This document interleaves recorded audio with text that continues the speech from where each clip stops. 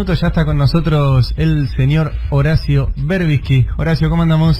Bien, muy bien. Buenos días a todos. Buen día.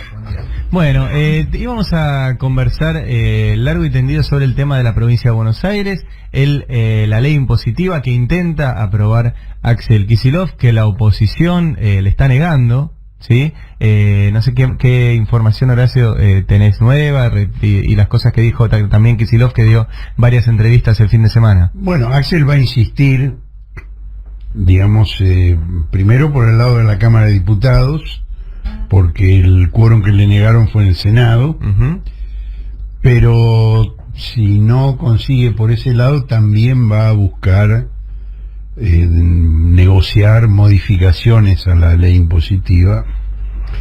Es decir, hubo una primera ley de emergencia que mandó al Senado Kicillof en negociación con la ex gobernadora, con el Hada Buena, y con su ex jefe de gabinete Federico Salvay. Y esa ley de emergencia fue aprobada por 2/3 en el Senado. Pero después, cuando mandó la ley impositiva, allí hubo... Es decir, hay dos versiones sobre el tema. O tres. Desde el lado de la oposición se plantea que era un tarifazo contra la clase media, un impuestazo, no un tarifazo, sino un impuestazo, y que ellos iban a defender al 41, inventan un 41% que no tienen, porque en la provincia de Buenos Aires creo que llegaron a 36 o 37 nada más, y que no iban a aprobar esto.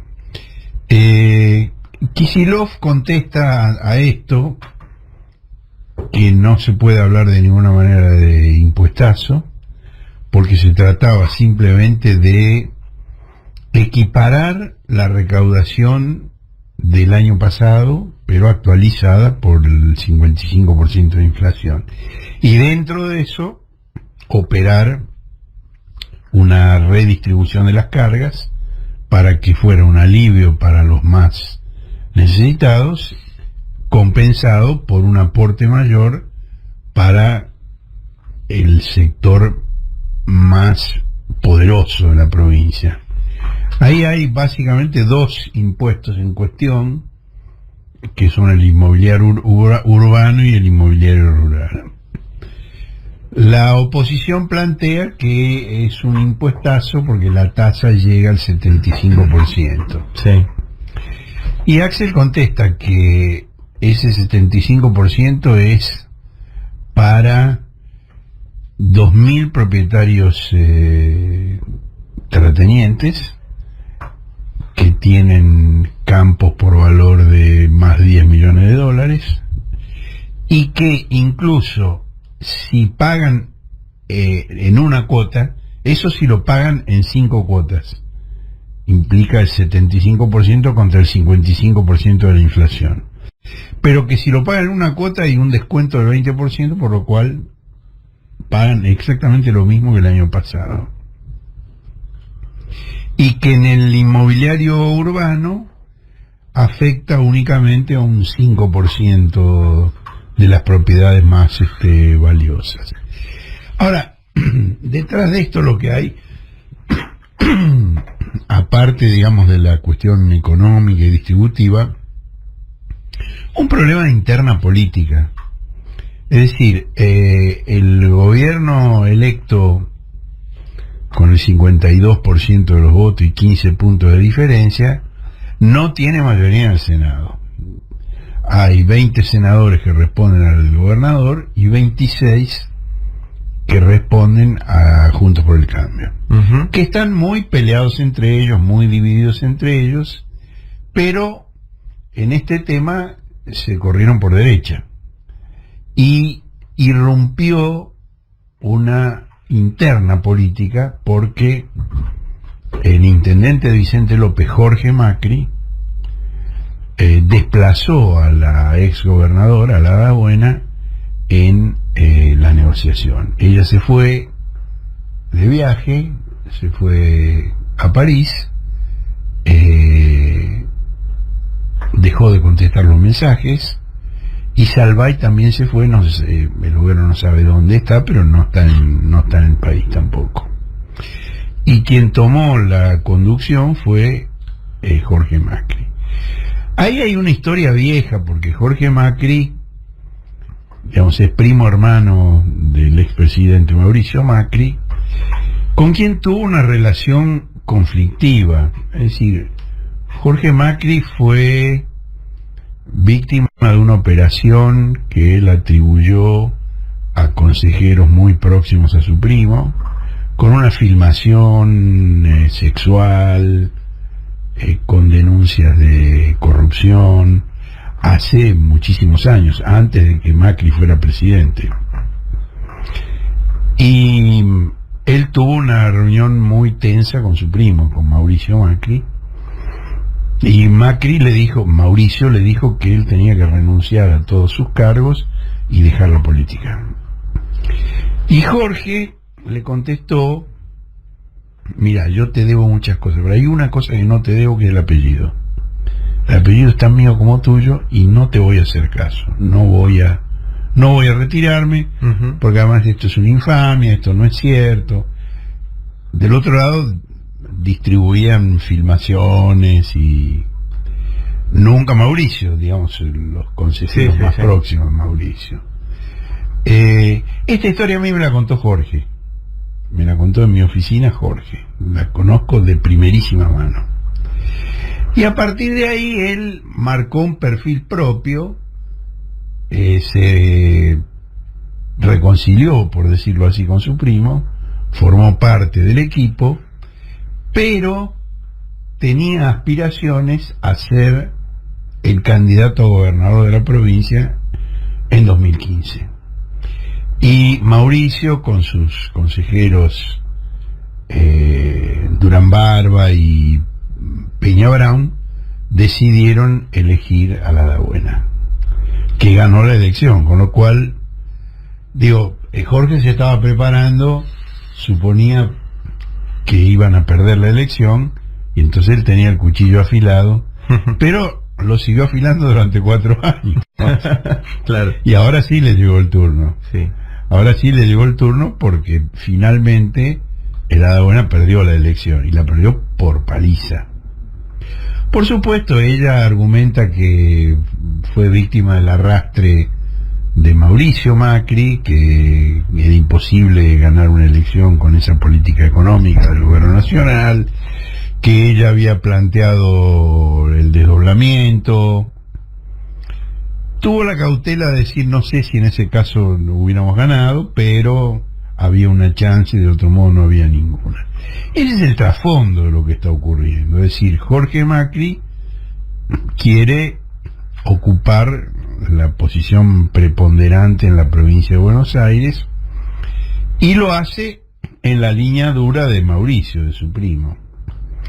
En cambio, la Hada Buena forma parte, digamos, de un ala de Juntos por el Cambio, y específicamente del PRO, cuyo conductor es el jefe de gobierno de la ciudad de Buenos Aires, Horacio Rodríguez Larreta, que tiene una tesis sobre el futuro de la Argentina, según la cual, si no hay un acuerdo entre las principales fuerzas políticas de gobernabilidad, si prosigue, digamos, el enfrentamiento salvaje que esta actitud de Jorge Macri y de Juntos por el Cambio implica en la provincia de Buenos Aires, lo que viene después es Bolsonaro. Frente a eso, Mauricio Macri, Jorge Macri también, Patricia Bullrich también, Elisa Carrió también, contestan: sí, Bolsonaro somos nosotros. Efectivamente, después de esto viene Bolsonaro y somos nosotros. Esto me parece que es lo que está en juego por detrás. Claro. Desde el punto de vista económico, político, pero político en sentido más elevado, me parece evidente que Kicillof tiene razón, que esto no es un impuestazo, que no es un ataque a la clase media. Él, además, una cosa que dice muy clara es: Vidal había firmado un aumento de las tarifas de servicios públicos del 25%. Yo la anulé. El incremento de los impuestos para el sector más afectado por los aumentos que mandamos nosotros en la ley impositiva no llega a la mitad de lo que anulé que quería cobrar Vidal.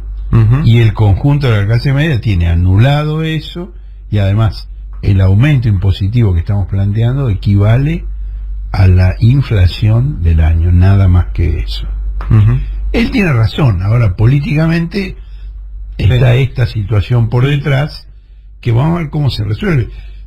Y ahora sí, te iba a preguntar, que sé que estuviste hablando con bastante gente sobre esto. ¿Se esperaban esto? Porque hubo una transición, entre comillas, ordenada entre... Yo creo que no. Yo creo que no, justamente por lo que decíamos. La primera ley, la ley de emergencia, fue aprobada con los 2/3. Claro. Dentro de la negociación entre la Da Buena y Axel, que además incluía una serie de cargos en organismos como el Banco Provincia, que el gobierno aclara, no es una obligación constitucional, es una costumbre, no estamos obligados a hacerlo, y que además es parte del conflicto entre Jorge Macri y la Da Buena, porque la negociación la hizo ella y los cargos son para su sector, y Jorge Macri dice no, los quiero para mí. Claro.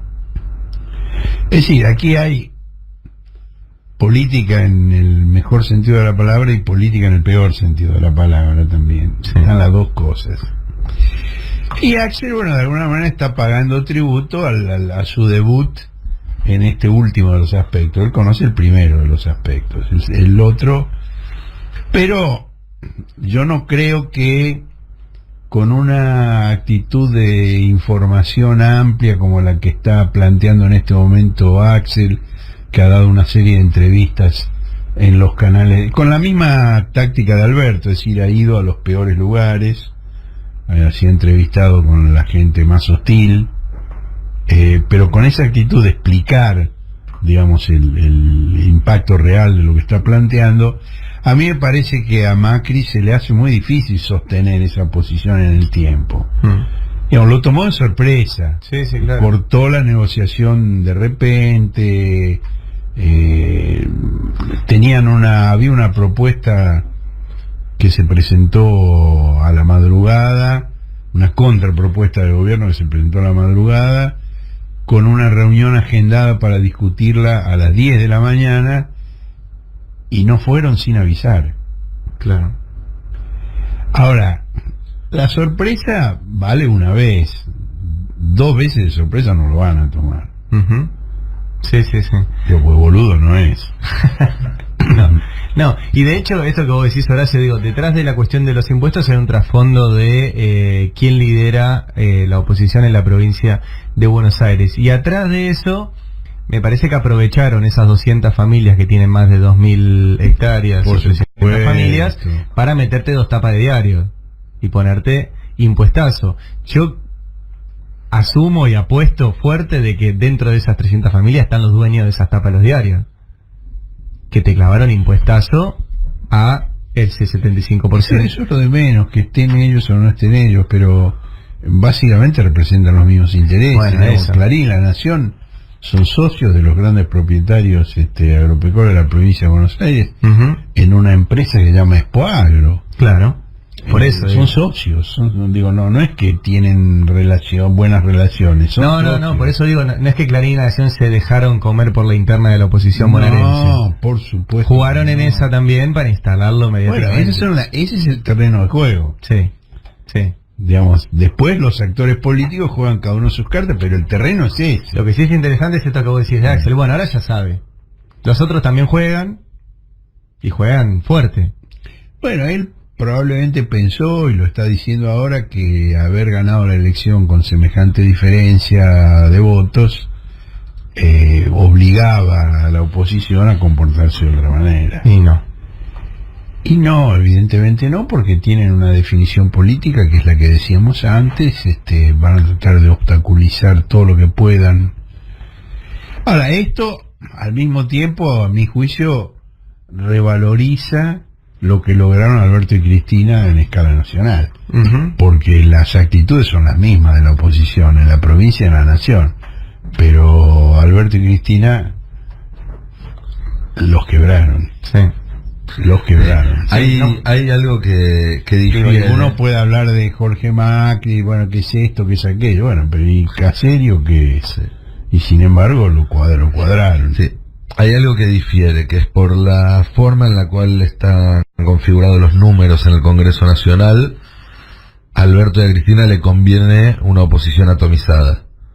Por la forma en la cual están configurados los números en la legislatura bonaerense, sobre todo en el Senado, a Axel le conviene una posición unificada con alguien con quien Pero depende de quién la conduzca. Depende de quién la conduzca, bueno, sí, no, claro. Pero, digamos, la atomización de la oposición, que en el Congreso Nacional sería una buena noticia para el Frente de Todos, en la provincia de Buenos Aires creo que es una mala noticia. Y depende, Axel, Nico, depende, porque si ahí hay 20 a 26. Sí. Si Axel consiguiera que 4 de esos 26, no, ¿cuántos? 3 de esos 26 se dieran vuelta, estarían 23 a 23. Sí. Digo, y entonces la atomización depende, ¿no? Puede ser muy conveniente también. Y dentro de la provincia, quien está, digamos, apoyando la sanción de las leyes que plantea Axel es Emilio Monzó. Sí, eso lo comentábamos. Otro que está jugando. Que también está jugando el mismo partido que Rodríguez Larreta, ¿no? Bueno, veremos cómo sigue esto. Por lo pronto va a haber sesiones extraordinarias, y todo indica que se tratarán no esta semana, que hay pocos días si no se llega, sino el 6, ¿sí? La semana que viene, a ver si puede lograr Axel Kicillof tener la actualización el 6, impositiva. ¿El 7 o el 8? El 678. No, 6,7 u 8. Bueno.